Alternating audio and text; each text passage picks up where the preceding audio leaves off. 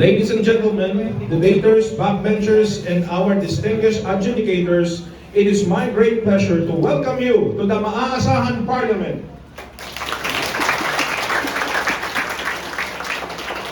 Libel, a contentious crime deeply embedded in Philippine law, has ignited countless debates between its ardent supporters and fervent critics.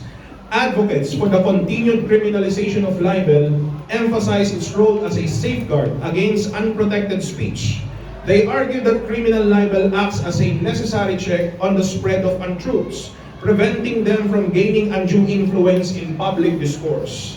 On the opposing side, advocates for the decriminalization of libel, like Senators Risa Ontiveros, Rafi Tulfo, they argue that the penalties for libel may be disproportionate to the gravity of the offense committed.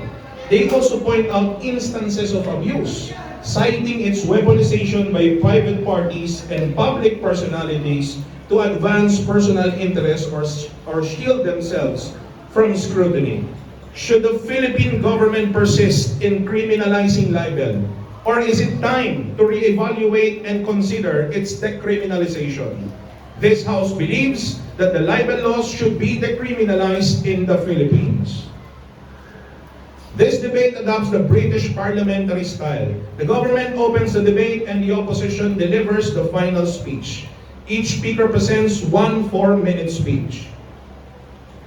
During the middle 2 minutes of a speech, any participant across the table may request for a point of information or POI. The speaker chooses to accept or reject any POI request. Every speaker should accept at least one POI. The first and last minutes of each speech are considered protected time and no POIs can be requested. I will ensure that clear time signals are maintained throughout the debate. A POI takes the form of a question or sometimes a statement, and if accepted, a questioner has 10 seconds to speak. The debate will be judged based on the following criteria: organization and clarity, use of argument, use of examples and facts, use of cross-examination and rebuttal, and lastly is presentation style. Today, we are very grateful to have with us two distinguished adjudicators who will be assessing the arguments put forth by the debaters.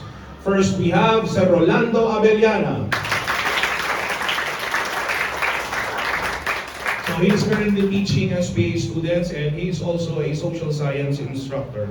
We are also joined by Ma'am Jocelyn Sarmiento. She's currently teaching grade 10 English and she is also a master teacher of the English department. So without further ado, let the debate begin!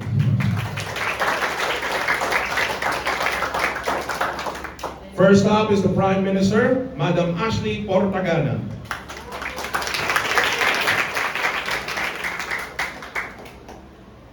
Ready?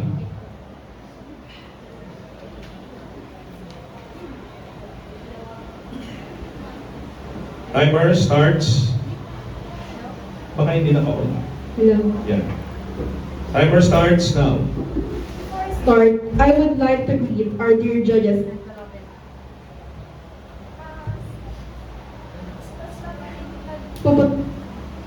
Hello. Baka sa battery. Palit na lang tayo.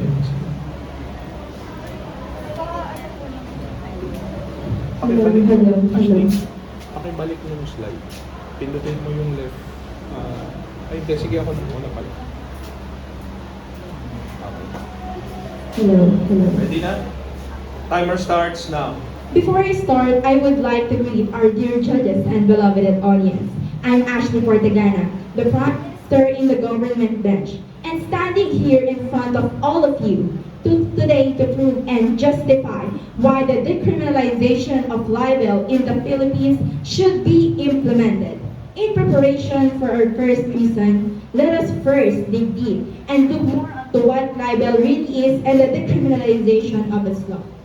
Batay sa Act 3815 or the Revised Penal Code, under Article 353, a libel is a public or malicious imitation of a crime or of a vice or defect.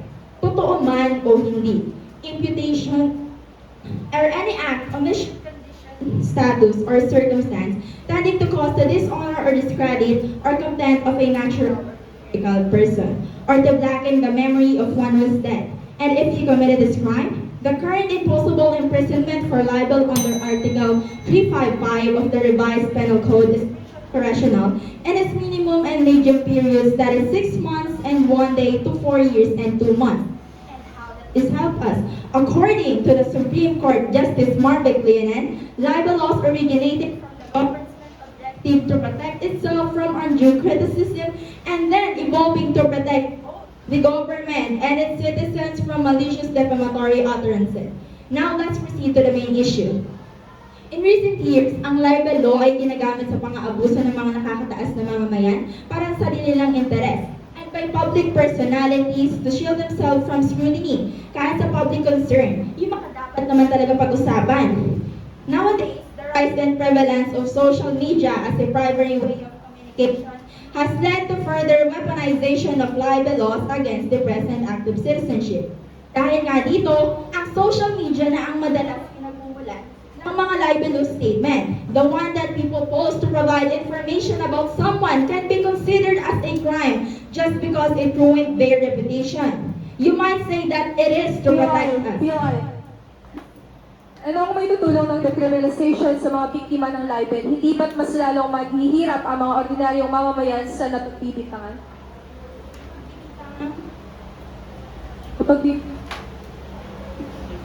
Sa napagbibintangan about sa isang bagay na connected sa libel. Imprisonment ang tinatanggal natin, which is a bigger penalty for the libel. And now, may fines pa rin naman tayo, so may justice pa rin. Ngayon, does it really protect us? Kung ang pagsasabi ng isang individual ng purong katotohanan at hindi mabubulaklak na salita ay maaaring maging dahilan pa ng kaniyang pagkakakulong, does it really protect us when imprisonment is an exchange for a broken reputation? Na ang paglalatag ng kabahuan ng mga namumuno ay napipigilan dahil sa batas na ito? The law of libel is a hindrance for the government transparency. Everyone must have the right of freedom of expression without any hindrance of the law, as it's embodied in Article 3, Section 4 of the 1987 Constitution of the Philippines, which states that no law shall be passed abridging the freedom of speech, of expression, of the press, and the right of the people to peaceably assemble the petition the government for redress of grievances, which is clearly abridged by the law of libel. The application of criminal law, libel, is too harsh and absurd. Plus, the imprisonment often fails to solve the problem. Lastly, imprisonment for libel is not a solution and can be used as a weapon for the public. Libel law can silence the truth and the voice of the civilians. Fine is more restorative justice measures. Thank you very much, Madam Prime Minister. Ashley,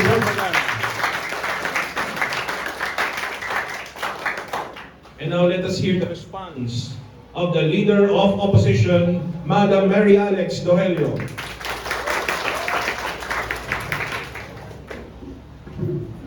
Ready? Timer starts now. Good day to our honorable members of the audience and fellow debaters. It is our pleasure to be here today. First of all, we would like to thank the government bench for stating their stand to our topic, but there are some weaknesses. I would like to magpakilala ang aming opposition team. Before that, we would like to point out some stated by the Prime Minister. They said na may fines pa naman, ngunit mababayaran ba ng multa ang justisya? According to the Article 353 of the RPC, defines libel as the public and malicious imputation of a crime or vice or defect. Just like what Prime Minister said. This is an act to better protect one's right and avoid violating others.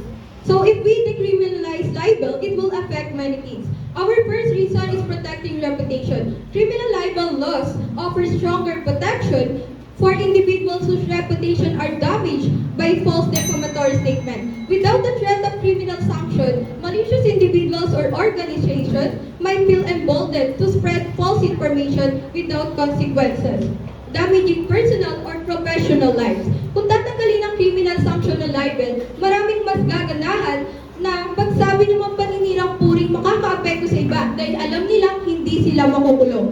Pangalawang rason, maintaining accountability. Libel laws like those outlined in Philippine Libel Act number 277 hold individuals accountable for spreading false information that can cause harm. ay Yes? false information without consequences. Hindi ba consequences ang fines? But hindi naman mababayaran ng fines yung lahat ng hustisya na gusto ng biktima. Okay, again, removing this life protection could weaken accountability and create a more permissive environment for the spread of misinformation. Ngunit, paano natin masasabi na magkakaroon ng isang maayos na lipunan kung multa lamang ang parusa sa mga gumagawa nito? Paano natin masasabi na hindi nila ito ulitin? With the help of criminal libel, maaagapan ng mga libel cases sa ating bansa. For civilians, this is needed. Civilians couldn't protect their days because they have no power to protect themselves. Ang opinyon ng iba dito na ang mga batas sa libelo ay nakakasagabal sa malayang pagpapahayag ng mga tao. ay Noting. Ang opinyon ng iba dito, again, ang mga batas sa libelo ay nakakasagabal sa malayang pagpapahayag ng mga tao. Ngunit bakit kailangan gamitin ang kalayaang magsalita upang magpahayag ng mga maling impormasyon na makakasira sa reputasyon ng isang tao? And how are you so sure na hindi ito gagamiting paraan upang ma-take advantage ang paglalahad ng pahayag without the fear of serving jail time?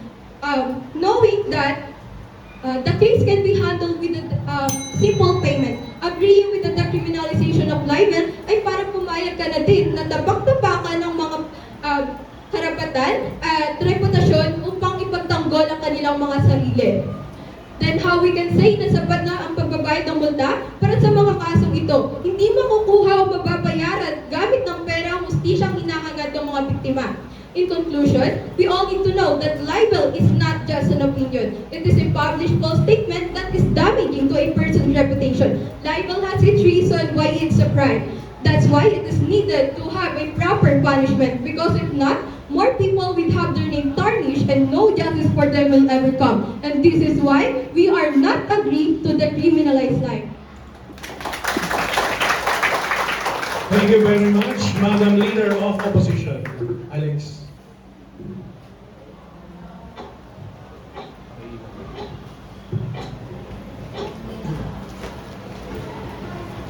So let us go to the Deputy Prime Minister, Madam Bianca Baidong.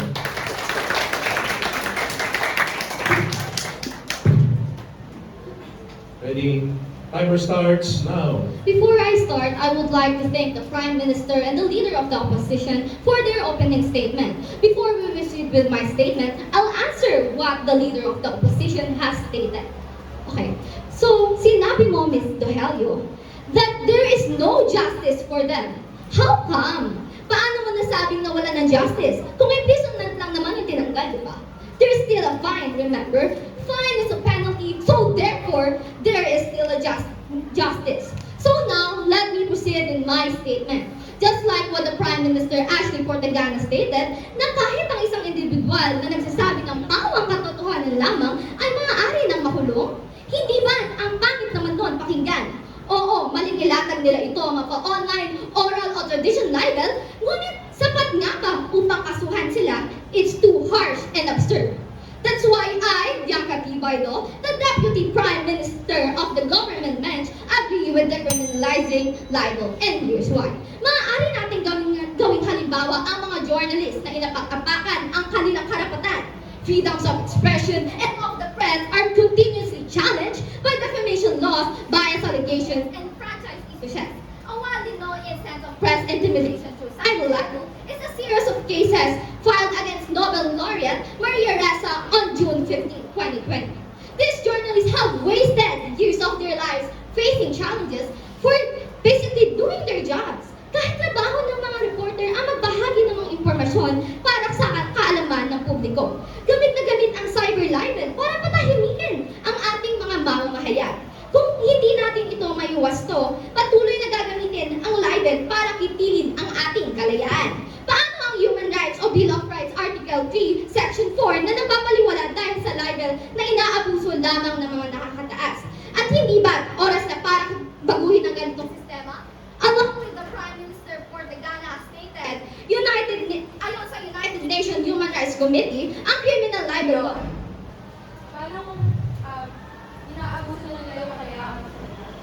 inaabuso ang kalayaan magsalita. Kung sa pag-aabuso ng kalayaan na magsalita naman ang ating pag-uusapan, nakadepende na ito sa tao kung gagawin niya ba o hindi. So, let's proceed in my statement. Ayon sa United Nations Human Rights Committee, ang criminal libel laws ay madalas na nagre-resulta sa chilling effect o ang mga mamamayan ay natatakot na ipahayag ang komento nila dahil sa posibleng sila ay makulong.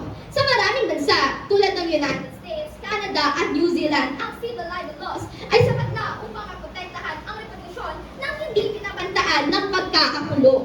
Ang mga nagpapahayag ng opinyon, rasismo at higit sa lahat ng katotohanan. Ayon kay Senator Risa Hontiveros filed Senate Bill number 1590, ang defamation laws ay dapat gawin at kilatisin ng may pag-iingat upang matiyak na ang libel law ay hindi ginagamit upang hadlangan ang pagsasalita o pamamahayag ng isang tao. It also states that parties should consider the decriminalization of defamation and in any case, the application of the criminal law ay dapat lamang mabilang sa pinakamabigat na mga kaso. And imprisonment is never an appropriate penalty o ang pagkakakulong ay hindi kailanman nararapat na parusa. Harassment should and will be carefully weeded out from the file and thrown out immediately. O sa madaling salita, ang libel ay dapat i-decriminalize. And I thank you. Thank you very much, Madam Deputy Prime Minister. Let us hear the response of the Deputy Leader of Opposition, Madam Anica Zoe Velasco. Ready? Timer starts now. Maraming salamat, Sir Paulo. Una sa lahat, nais ko pasalamatan ang kinatawan ng government bench na si Bianca Bayo sa kanilang mga punto. Gayon pa ba nais kong ituwid ang ilang mga bagay na kanilang nabanggit. Sinabi ng aking kalaban na dapat i-decriminalize ang libel, bagaman ito ay mukhang makatwiran, I am not currently in that possession of that information. That matter is not within my primary concern.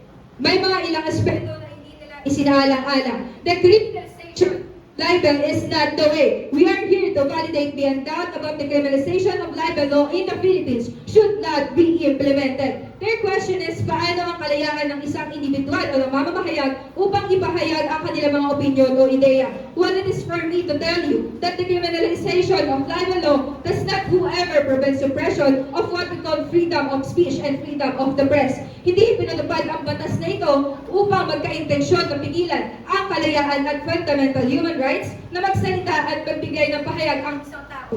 Ngunit, yes? How can you say na ito ay hindi nakakapagpigil ng mga pagsasalita ng mga civilians o sa problems kung pati ang totoo ay kanilang pinipigilan sa law na to? Nais ko linawin na may pagkakaiba ang opinyon sa paninira sa ibang tao. Ang opinyon ay nagsastate ka lang ng purang katotohanan at ang paninira sa iba, ito ay may nilalabag ka ng katauhan. So, proceed.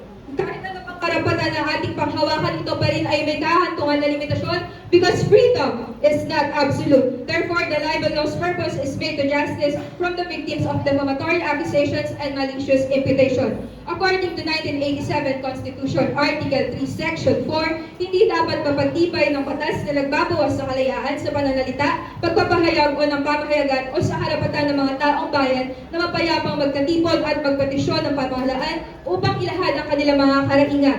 Kung gayon, ang sangkatuhan ay may karapatan magbigay ng mga makatotohanang bagay lamang. Ngunit labas dito ang paninira puri sa iba. Kung nakaugat sa pamahayag ang salita, ang lahat ay may kalayaang magsalita, ngunit dapat din natin isaalang-alang na sa bawat pamamahayag o pagpapahayag ay may kaakibat na responsibilidad na gamitin ito ng may pananagutan. Ang pagsasalita ng totoo at pag-iwas sa paninira puri ay mahalaga upang mapanatili ang respeto at dignidad ng bawat isa. Ang libel ay isang deterrence sa mapanirang gawain. Ang tamon sa criminal liability ay nagsisilbing deterrence sa mga taong may balak na manira ng reputasyon ng iba. Sa pagtatapos, nais kong ipahayag na ang decriminalisasyon ng libel ay nagdudulot ng mas maraming pinsala kaysa sa mabuti. Ang libel laws ay isang mahalagang proteksyon para sa mga individual at sa lipunan sa kabuuan. Huwag nating alisin ang isang mahalagang mekanismo na nagbibigay ng hustisya at proteksyon sa ating mamamayan. Yun lamang, maraming salamat. Thank you very much, Madam Deputy Leader of Opposition. And now let us go to the Member of Government, Mr. Giro Fajardo. Good morning, everyone. I'm Gino Fardo. I'm the member of Government Bench. I'm here to introduce you my new statement. Have you ever wondered why journalists want to decriminalize cyber libel? What if my fake news at ang nakakabasa nito ay lack of knowledge? What if they posted something bad because of some fake news? Is it worth it of imprisonment? At first, journalists advocate for the decriminalization of cyber libel to protect freedom of speech and press of freedom. They believe that criminalizing online defamation can lead to harassment, intimidation, and self-censorship, stifling investigative journalism and whistleblowing. This criminalization aims to promote online freedom of expression, align with international human rights standards, and prevent abuse of power by government officials. Decriminalizing cyber libel does not mean allowing false information to spread or condoning online harassment. Instead, it ensures responsible journalism and online expression, promotes fact-checking and verification, encourages respectful discourse. Then, journalists seek to safeguard democratic discourse, protect the public's right to know, and ensure accountability without censorship. International frameworks like Universal Declaration of Human Rights, International Covenant on Civil and Political Rights, and UNESCO's Declaration of Principle on Freedom of Expression support this stance. Decriminalization would reclassify cyber libel as a civil offense, subject to reasonable limitation and safeguards. This approach prioritizes education, ethical standards, and civil remedies over criminal penalties, fostering a more inclusive and informed online environment. Okay. Ano niyo masisiguro na mabawasan ang kasong libel kung i-criminalize ito? Ngunit, ibang tao,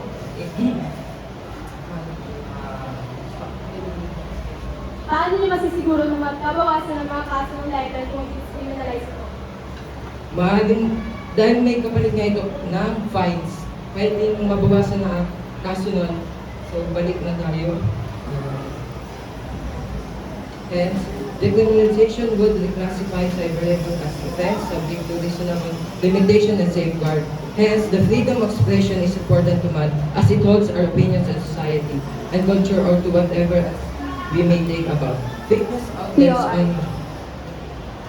on the other hand are designed to deceive. They may have URLs that sound like legitimate news organization and they may have even copy other news sites. They may invent news stories or publish stories from other internet sources without checking to see if they are true. Their purpose is usually to get clicks and generate revenue or to promote their own political view. Ang mga tao ay madalas nagsasalita o nagpo-post ng ganito dahil sa pagsuporta sa kanilang binoboto. Some fake news is published on satire sites that are usually clearly labeled as satire. However, when people share articles without reading beyond the headline, a story that was supposed to be a parody can end up being taken as true. According to Article 361, Section 4 of Supreme Court, the court take into account that relatively given to utterances against public figures in the above cases. Cinema and television personalities when it was penalty of imprisonment to just a fine of 20,000 up to 500,000. In conclusion, journalists advocate for decriminalizing cyber libel to protect free speech and press freedom. However, concerns about fake news spreading harmful information are valid. In the cyber libel penalties include but the Supreme Court. Thank you very much, Mr. Giro Fajardo. And now let's hear the response of the Member of Opposition, Madam Alray Chavez. Thanks for voicing your opinion, Mr. Giro, but we strongly disagree with that. We should not discriminalize the criminal sanction for cyber libel because according to Republic Act number 10175, it aims to prevent and penalize cybercrimes in the Philippines. Its main goal is to protect individuals, especially consumers and children, from online threats such as identity theft, fraud, and child pornography. Hindi lamang sa online nagaganap ang mga krimen na ito. Kung tutuusin, mas marami ang krimen na nagagawa physically, kaya hindi kami sumasang-ayon sa pag-discriminalize ng libel. Dahil ito ay nagbibigay proteksyon sa mga biktimang walang laban. Ito rin ay nagbibigay pantay na trato sa mga mamamayan. Ang mga parusa para sa libel nagpapakita ng ng batas. Pangalawa, kung ipigil ang libel laban sa mapagminsalang panlilita gamit ang social media, ang mga parusang kriminal para sa libel ay maaaring kumilos bilang sa pagpigil ng hikayan sa mga individual na mag-publish ng mali o malisyosong informasyon sa social media. Sa ilang mga kaso, maaaring POI.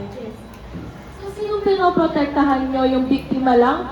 Or hindi nyo pinoprotektahan yung lahat naman pwede maprotektahan. Kung nasa tama. Sa ilang mga kaso, maaaring hindi sapat ang mga sibil na remedyo tulad ng multa o demanda upang maiwasan ang malisyosong paninirang puri. Let's take as an example the case of Ms. Bea Alonso. She filed a 3 separated criminal cyber libel case against Ogie Diaz, Christopher Min, and other co-hosts. Nakasaad sa complaint affidavit ni Ms. Bea na siya ay biktima ng malisyoso at mapanirang impormasyon mula sa isang tao nagpapanggap na malapit sa kanya. Nilikhala napag-usapan sa online shows ni Fermin at Diaz nang walang basihan. Kasama na rito ang sunod-sunod pang insulto sa aktres sa kanilang columns at shows. Gayun din ang isyu ng hindi umano nagbabayad ng tamang buwis. This case shows that libel chooses no one, kahit na ikaw ay isang public figure or private individual. This also proves na kailangan ng mas mabigat na palusap sa paninirang-puri o pagsira ng reputasyon ng isang tao, lalo na ito ginawa through internet, dahil alam naman natin na sa pag-internet, unless na-take down ito ng publisher or platforms, mananatili pa rin itong nandito at maaaring balik-balikan. Unlike na kapag na-criticize sa TV, radyo, or dyaryo, pagkatapos ng araw na yun, malilimutan ng tao. Hindi dapat tanggalin ang parusang criminal sanctions sa cyber libel case. It's still a crime and always be a crime if maninira ka ng reputasyon ng iba. Laging tandaan, lahat ng tao ay may karapatan sa malinis sa pangalan at magandang reputasyon. Proteksyon para sa mahihinang individual. Ang mga batas sa criminal libel ay maaaring magbigay ng tool para sa mahihinang individual na maaaring walang pagkukunan upang may tulong. Ang gastos sibil sa paninirang pulis pamigin. Sibil, maaaring paninirang pulis sa pamagitan ng pagtiling kriminal ng libel, tinitiyak nito na aaksyon ng Estado sa partikular na pinsala. At sa pagkatapos, ang mga batas ng criminal libel ay mahalaga para sa proteksyon ng reputasyon, panlagutan at pagtiwala ng publiko. Bagamat mahalaga ang pagbibalanse ng malayang paninita, decriminalization would compromise these values. Thank you very much, Madam Alray Chavez. And now to summarize the stance of the government bench, may we call on the government whip, Madam Althea Shane Claridad.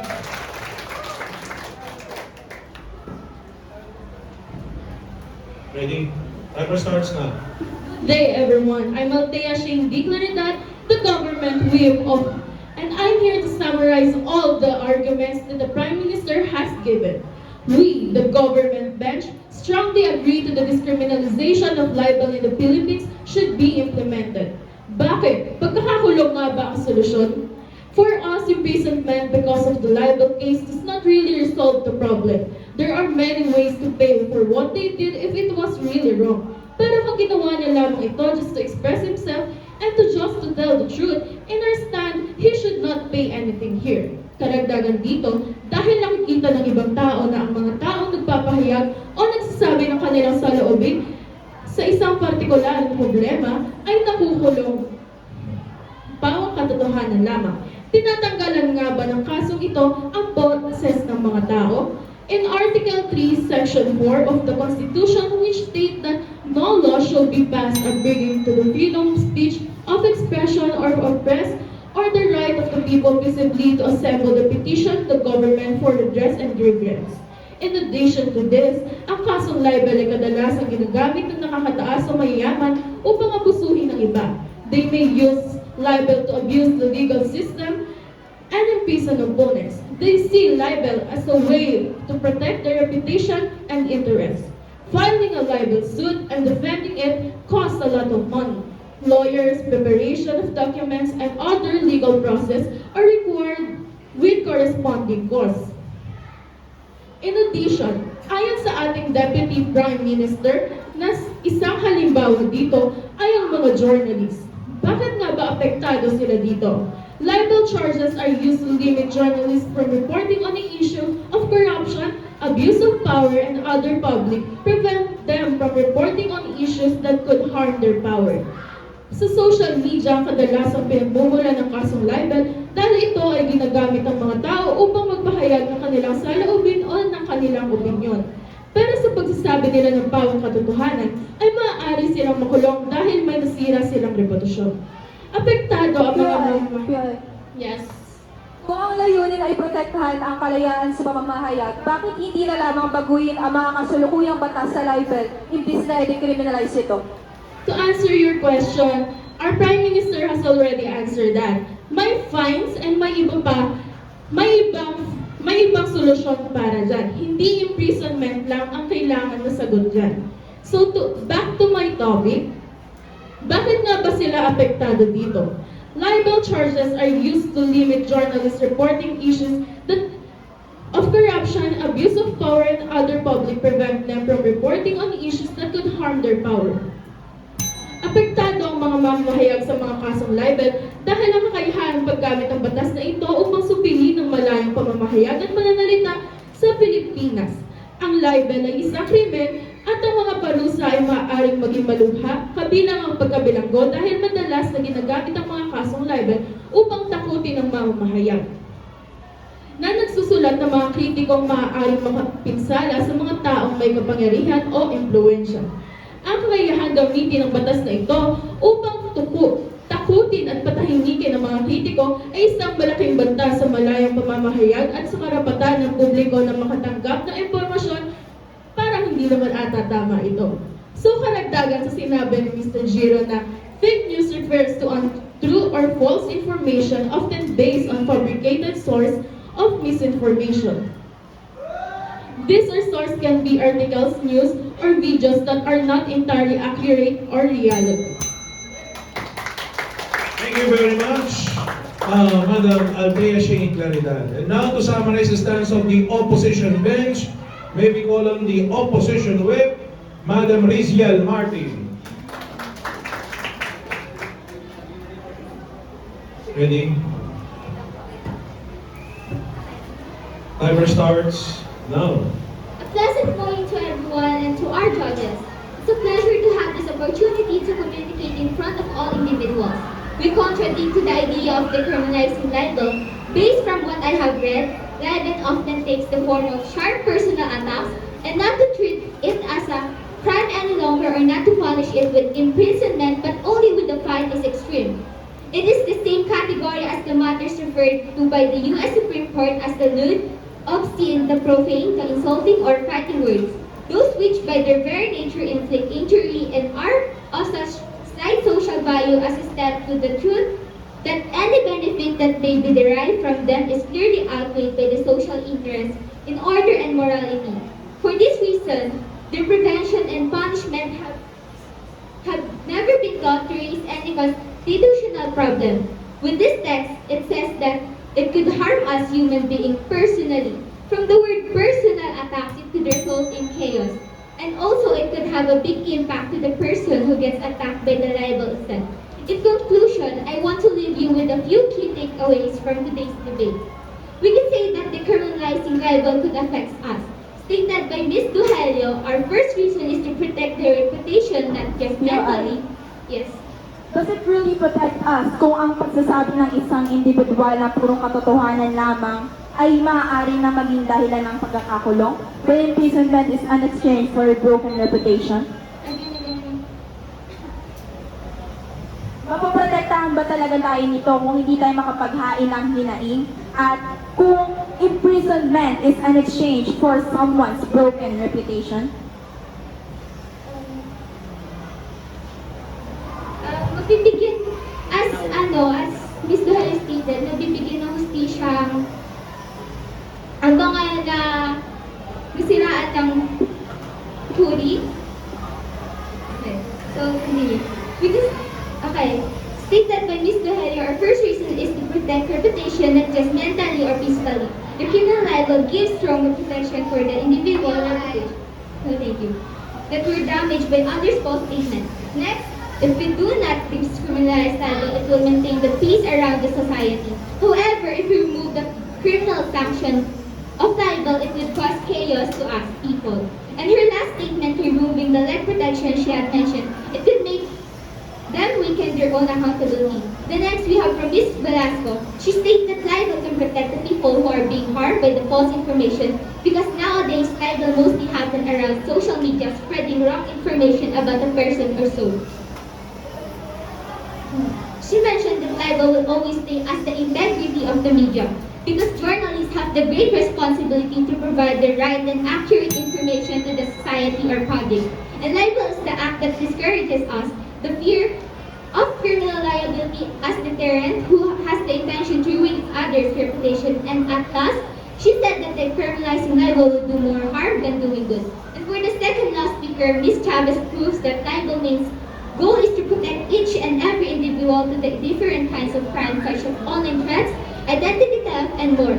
Libel serves as a protection to the victims who has no protection for themselves, and it will also give the fair treatment to everyone. Criminal penalties for libel can serve as deterrent, discouraging people from making false or malicious statements that harm others. Criminal libel laws can be useful tools for vulnerable persons who lack the finance to pursue costly civil defamation claims. And at last, criminal law. Okay.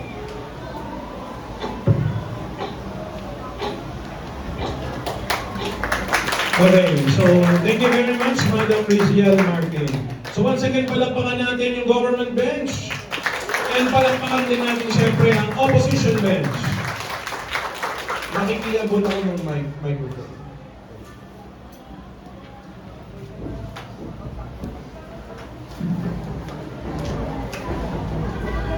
So ngayon ay pakikinggan natin kung ano yung masasabi ng ating panel of adjudicators. Bali yung ating mga adjudicators, dalawa yung kanilang ibibigay na desisyon. Una, sino yung nanalong bench, and pangalawa ay sino yung naging investigator o yung pinaka nag-stand out sa lahat. Siguro mag-start na tayo kay Ma'am Jo. Sir, kahit walang mic. Okay. Ay, good morning everyone. So, ito yung mga few opportunities to improve. So, both parties have actually presented profound basis as cited. So, ang dami naman yung citations based on facts as proven sa mga articles na mga binanggit. And then, I would just like to recognize some speakers who spoke with conviction. Although you're reading from your material, never forget that you should always publish rapport with your audience. Kasi there are some speakers na napako ang mata sa binabasa. I got the point na you need your copies with you, but I think you would sound more credible, and I would be engaged in listening to you if you are talking to me. So I think one of the aspects or one of the factors that you could connect with your audience is when you are connecting with them literally. So tingnan nyo once in a while ng audience and go back to your copy. I'm not declining on using your manuscripts or your copies with you kasi you have to be in track of what you are saying. However, meron kasing nalibang na sa pagtingin, nakulangan na sa connection. And never forget that though you are, I think one of your goals is to debunk or negate the other side, but still, it would add up yung audience nyo. Kasi if you can decline them with their points, definitely your audience will also go with you. Ano yung mag-agree ako sa sinasabi ng mga to. So, apart from, huwag tayong mag-stick doon sa marami kayong researches, marami kayong citations, and so forth. You also have to connect with your audience. And also you have to speak directly to your opposing party. Next, I would also like to recognize yung mga talaga as they stood there, talagang yung empowered agad, with confidence, the way you stand up, and never forget also yung appearance kasi meron akong medyo na-disturb ako dun sa itsura ni ate, pero magaling magsalita. Kaya lang may mga ibang parang nasabi ko sana. Anyway, I'll just keep it to myself. So, yung physical appearance, I mean, not itsura ha. Sige na, yung buhok, pakiayos ng maganda, kasi yung ibang isang tumataklob sa mukha, it's a factor that could affect your presentation. Next, syempre yung may mga nagsispeak assertively. Kasi iba yung dating eh. Pag may yung strong, yung conviction, yung assertion nyo, kahit kami natadala sa mga sinasabi nyo. Although, basically, I have my stand, pero hindi ko naiintindihan ko ano yung stand ko dyan. So, ako, nadadala ako doon. Halimbawa, nandun ako sa stand nila. Nadadala nila ako kasi yung the way they present their arguments. Same to with you. Kunyari, sa kanila naman yung stand ko, hindi man naman sa inyo na talagang nag-stand out sa grupo. Then, ito yung sanang na-work out. Guys, overall, magagaling kayong debaters, of course. Talagang pinakita nyo sa amin na you're knowledgeable on the topic kasi nga talagang na-search yung mabuti. However, yung mga examples na yun na kailangan ako ng context, iba nag-speak lang kay Maria Reza, dito naman dun sa mga kaibigan, so you could say more. Kasi the more you put in examples, the more you could validate that your stand is more considerable than the other one. Kung isa-isa, hindi, yung yung examples lang ng yung mga nag-file ng case, ganyan, siguro hindi lang masyado lang clear sa akin, yun lang yung recall ko. And another thing, mga anak, the moment that there are POIs, that is actually the greatest opportunity for you to decline, negate the other one. Meron mo hindi sumagot ng maayos, yun yung pagkakataon na parang diktikin sila eh. Sana sinagot nyo ng maganda. Like, sabi, paano mababawasan ang kasong libel in terms of sabi, parang hindi ko matandaan yung exactly yung sagot. Pero para sa akin kasi, ang tingin kong punto de vista mo doon, paano siya mababawasan? I-ratify na yung law eh, di ba? Kung sisihin niya eh. So, i-examine siya. So, sana, doon yung pinasukan ngayon ng sagot. Ako, ayun ang point of view ko. Kasi may nagtanong nun, paano ba mababawasan kung paano mababawasan ang kasong libel kung i-discriminalize siya, gano'n. Parang gano'n yung question. Hindi, nakulangan ako sana ng ganda nun. Meron pang isa, hindi ko na lang naisulat. So, mga anak, ganito yun. Though you're stating your position, take it as a good opportunity for you para ma-negate nyo si kabila. Kasi, yung tanong na yun, pinahihina kayo eh. Eh, di pa hinain nyo sila sa pamamagitan ng sagot nyo. Kaso, merong iba parang hindi nasagot na maayos. Pwede kahit ako ay shucks. Sayang, laglag ko. Hindi, para sa akin yung point ko. Laglag kayo doon. Kasi yung tanong nila, hindi nyo nasagot. Ibig sabihin, tama yung pinupunto nila. Kasi hindi nyo nasagot. Same as with you. Kung hindi nyo nasagot yung tanong nila, ibig sabihin mo, may punto yung sinasabi nila. Nagets? Anyway, so, yun na lang sir. Ang dami ko na sinabi. So overall, congratulations mga anak. And I hope you keep on, just like your argument, talagang dapat talaga tayo read from sources, reliable sources, before we speak of whatever you want expression. Freedom of expression, there's nothing wrong. But for as long as we can validate, then we can never go wrong with that. Congratulations to everyone, whoever wins, both of you have presented your arguments convincingly. Gracias, sir. Kung sino po yung pipiliin ninyo, kanino nyo po ibibigay yung inyong botos? Is it the government or the opposition? Sir, i-complete po. Sige po. Sige. Okay. So pakinggan naman natin ngayon yung comments ni Sir Go. Magandang umaga po sa inyong lahat. Congratulations din sa mga nag-figure ko na to. I miss you. Pupunta muna ako sa debate proper. Una-una, to debate someone is to convince someone. Meron kang punto de vista and gusto mo siyang i-convince na tama ang sinasabi ko, maniwala ka sa akin. Now, nakita ko pa yung today, I'm sorry to say, pumunta ako dito with an idea naman. Kasi basically ang pinag-uusapan natin dito, decriminalization of libel means gagawin na lang natin siyang civil liability instead of criminal. So, ang punto ko dito, hindi ako naniniwala na dapat siyang gawing civil liability lang, dapat siya isang maging criminal offense. Now, na-convince ba ako? Alam sa kasi hindi rin.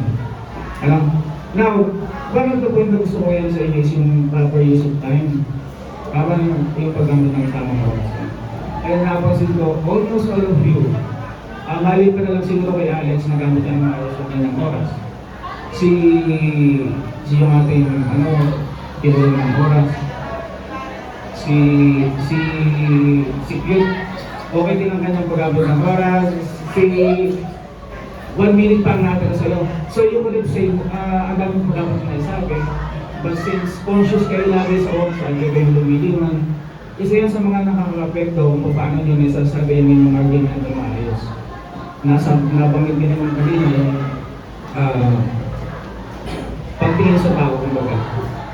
Si Sir, nakatingin sa cellphone kanina, and hindi man lang siya tumingin sa atin, natin yung ones. So, yun ang mga factors na nakaka-apekto kung paano may represent na yung argument. Dito naman, may sinulot ako dito bilang napapansin ko, nasabi ni mga ating Prime Minister. Totoo naman ito nasa Bill of Rights wala siya yung kaso of aging But tandaan po natin ang freedom po is not absolute. Freedom is not absolute. Kahit may karapatan po tayo na magsalita, tingnan din naman natin. Kasi kung naiintindihan niyo yung libel case, actually yung libel case 353, and then yung sinasabi ni Alvin kanina, 10175. Ang definition din ng libel pareho lang eh. Alam niyo ba yung pagkakaiba? Alam niyo ba yung nadagdag na elements? Hindi napakit ni Alvin yung kanina. Pero although pareho sila ng definition, nadagdagan ng mga elements yung cyber libel dun sa 10175. But the definition is the same. Ang ibig ko lang sabihin, lahat naman kayo yung nag-research, and nabanggit din naman na parang nakulangan din ako sa arguments na yung i-present pagdating doon sa mga cases na meron tayo, Bea Alonso and Maria Rasa. And wala na po akong narinig na iba. But ito meron akong observation, and most probably,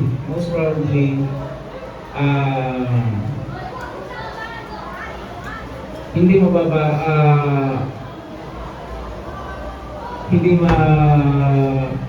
maalis yung penalty of yung pagkakakulong sa libel po dito sa atin. Kasi po tayo mga Pilipino, i-consider din natin yung ating pagka-Pilipino. Magpag-alaga po sa ating mga reputasyon. Tandaan po natin yan. Ang mga Pilipino po, mahal po natin ang ating mga reputasyon. Ito po yung mga tinatawag nating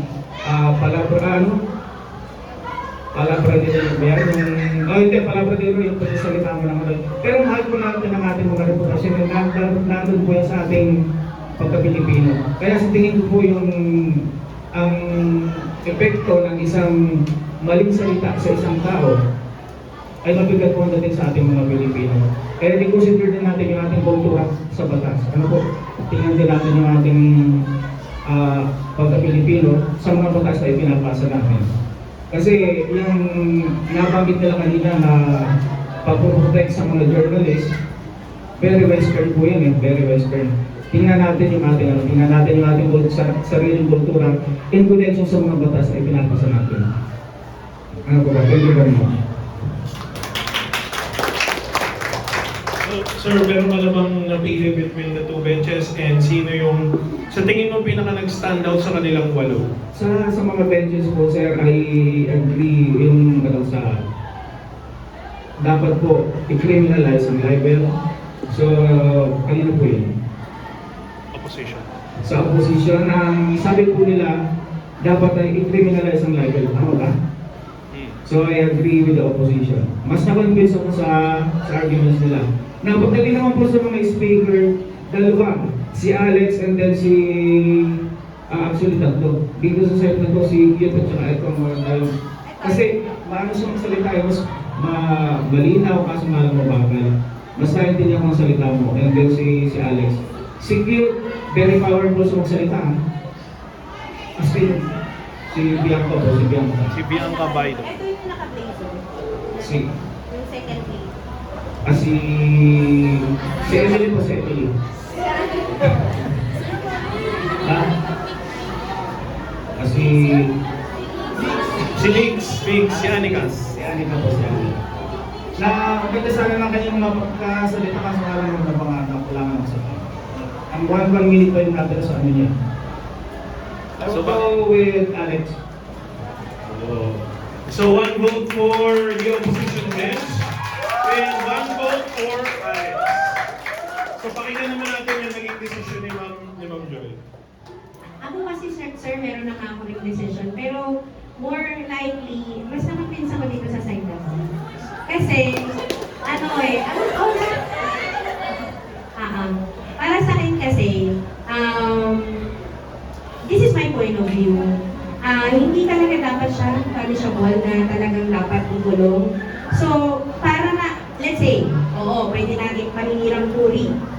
So, pwede naman natin kahit ano ba yung mga sinabi. Kasi minsan, sa pagsasalita ng katotohanan, namumulat ang taong bayan. Sa pag-disclose ng mga ganung bagay, namumulat yung mga mata natin. So ngayon, bilang mga, dapat tayo bilang mga Pilipino, maging leksyon din sa atin yun, na hindi lahat ng nakikita natin, sinasawsawan natin. So pwede naman natin hindi patulan yung mga sinasabi. So like, halimbawa, may sinabi si ganitong news si journalist, i-validate mo rin kung totoo yung sinasabi. And I think, sorry to say this kaya lang naman din sila nagagalit sa mga paninirang puri. Kasi totoo.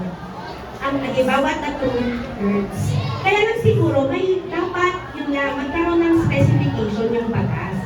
Dapat, lagyan din ng nung si Betty, diba, nung ginawa din nung nag-express ng mga paninirang puri na yan. Pero kung halimbawa, may mga basehan naman siya, maaaring sa magandang paraan na lang, yung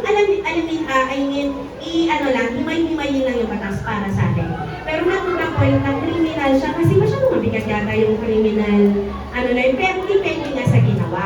Pero kasi ngayon, parang gano'n na agad yung hantungan once you are, parang yung verdict sa'yo is na-commit mo talaga yung gano'ng kasalanan. But I think there's nothing wrong to disclose the truth. Kaya lang kasi yung pagtanggap, depende sa pagtanggap natin yung impormasyon. Kaya din, kasi ako, may mga cases din na, kawawa din naman yung mga journalists, hindi lang si Maria Reza. Yung panahon pa ng nakaraang administrasyon. Maraming mga nakulong na journalist dahil nagsalita sila. So, pinaratangan sila ng mga libel, ganyan. Hindi lang yun. Yung parang, kailan? Paano natin malalaman yung katotohanan? Diba? Hindi lang naman kasi, yung meron kasi mga pangit talaga na venue, like sa showbiz. Ginagawa talaga nilang venue yung paninirang puri. Pero not in all aspects in the society ay parang acceptable na discriminalize siya. Meron din ibang sana institution na sana dito yung talagang appropriate na malaman natin yung lahat ng katotohanan. So ako po dito, tapos ang speaker, dalawa. Ako kasi speaker na ito may backgrounds. Tapos ako talaga natuwa ako yung way ng pagsasalita ni, may tubig na mag-black, nakabuba yan. Si Anika po. Opo, napakalinaw kasi nung niya, nung enunciation. Yan ang po sir. Okay. So 1 vote for the government bench and 1 vote for the opposition bench. So tie. Ano ba, didesisyon na ba natin o bukas na? Sige. Sige, yung comments ko naman kanina, yun din. Parang halos kapareho lang din ang kanilang mga observations. So yun nga, number 1. Yun nga, nakulangan ako sa paggamit nyo ng mga facts and examples. Halimbawa, sana na, aside from cases, sana nag-cite din kayo halimbawa ng mga bansa na nag-criminalize, tapos biglang nag-decriminalize ng libel, no, to support your arguments. So sayang yun. Saka napansin ko rin, karamihan din ng mga nilista ko dito kanina ng mga debaters, marami dun sa kanila ay hindi nila nasagot properly yung mga point of information, which is sayang. Sayang talaga, sayang. Ano? Pero maganda siyang, yun nga, magandang paraan siya para gisahin nyo talaga yung inyong mga kalaban. Pero marami din sa inyo ay hindi nasagot. Plus, siguro, as much as possible din sa debates, iwasan natin halimbawa yung mag-focus tayo halimbawa sa puro mga motherhood statements. No, mas lamanan natin, mas bigyan pa natin ng mga citations, ng mga studies na magsusupport ng ating mga arguments para hindi lang siya basta claim. No? Fact siyang may tutulong. Kasi magkaiba naman. Katulad nga sinabi ko sa inyo dati, magkaiba yung claim kasi sa fact eh. So, we are after the facts. At kinakailangan may supporting studies kayo. So ngayon, kanina, yun din, marami rin ako mga nakita mga commendable na mga speakers. Siguro yung pinaka nag-stand out sa akin, dalawa rin eh. Tigisa, no? Si Alex at saka si Bianca. Pero kung pipili ako between sa kanilang dalawa, siguro mas pipiliin ko si Alex. And actually nahihirapan pa akong pumili between the two benches eh, kasi halos pareho kasi, halos pareho.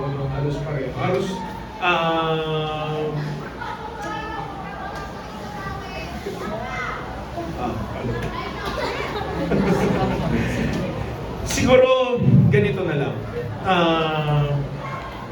Between the two benches,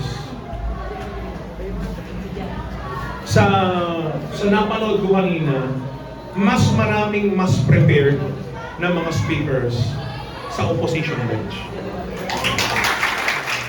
Kasi let's say prepared si Alex, prepared talaga si Nix, ganun din si Andre. So I'll give my vote to the opposition bench. So, syempre, ang panalo sa debating ito ay walang iba kundi ang opposition bench.